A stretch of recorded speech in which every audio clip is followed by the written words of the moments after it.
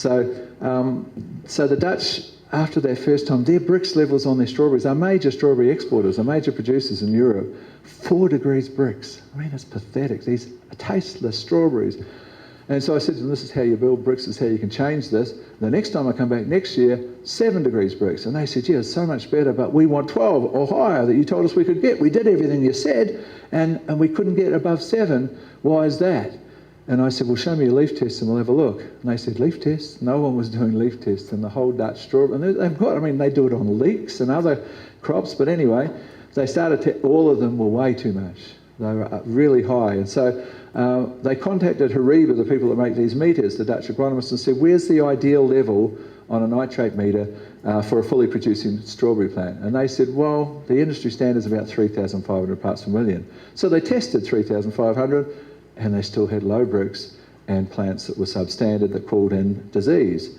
So they then went about, again, about almost 2 years, about 20 months of research to find out what was the ideal. 1,350, a third. Just because everyone else doesn't make it right, 1,350 is the industry standard. Now they've got 1214s, now they're producing.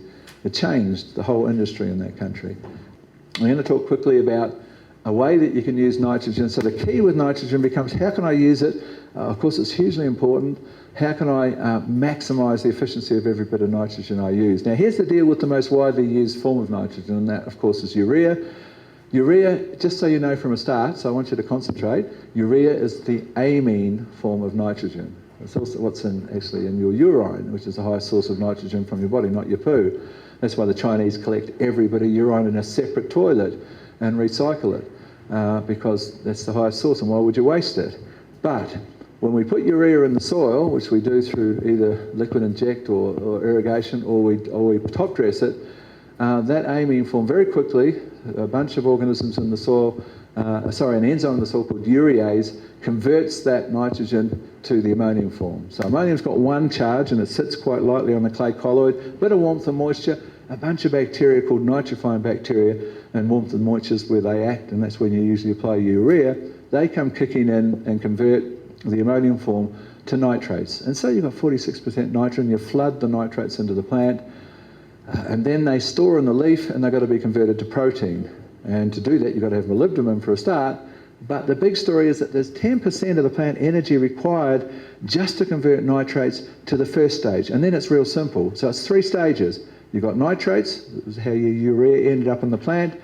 All this energy that could have been yield that creates an amine, and then click, click, amino acid protein. Wait a minute, amine? Isn't that what we started with? What would happen if we bypassed that process and sprayed the amine straight into the leaf and it went click, click, amino acid protein? Wouldn't that be more efficient? Yes, way more efficient. The best way you could ever look at applying urea is as a foliar spray. And I was in Cuba. How did they win their Nobel Prize for Sustainable Agriculture? Have they discovered the 5 tricks that you need to access the free gift? Yeah, they had. I thought I'd come up with it. No, of course I didn't. Plenty of people have thought of it beforehand. How do they use a small amount of nitrogen to out-yield our sugarcane? They foliar spray urea. They've discovered that trick. And to the point they've actually, within Cuban organics, which is 40% of agriculture, they're actually allowed to use 10 kilograms a week foliar sprayed urea. And so they should. It's a natural compound. You can't even, in organics, you can't even tell whether urea from a bag or natural urea.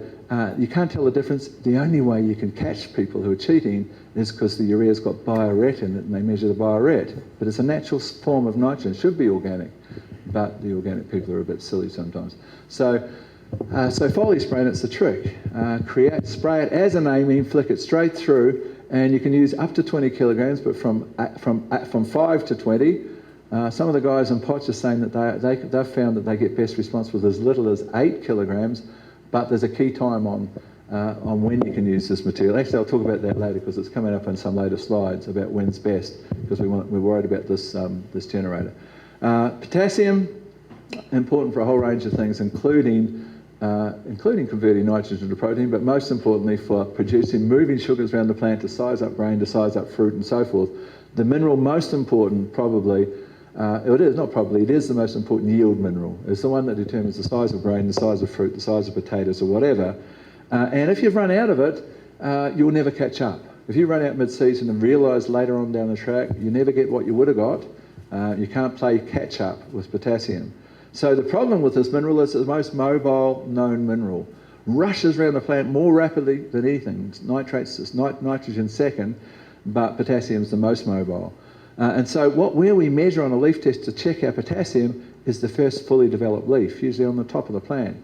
Well, potassium is so mobile and it's needed for the cell division associated with vegetative growth to promote vegetation, and it's more importantly needed for the fruit up on the top of the plant or the seed on the top of the plant. So very commonly it's moved from, you've started to run out of potassium and it's left the lower leaves and you don't know it because you're measuring where it went to. And by the time you discover it, which is a month down the track, you lost a bunch of yield. And this is why the pink version of this, which I don't have here, I've got the old-fashioned old blue square box, but the pink version of this potassium meter can be your most valuable tool. Why? Because you don't even have to bother about calibrating. You don't care about the figures. You're using it to see if a potassium deficiency started. You do the top leaf, you do the bottom leaf. And if there's 10% variation, doesn't matter what the readings are, you should always be the same. 10%, more than 10% variation, the bottom leaf's been lower, that's a potassium deficiency. And then you come to save your yield. Most valuable tool out of all the tools that we'll talk much more about tomorrow.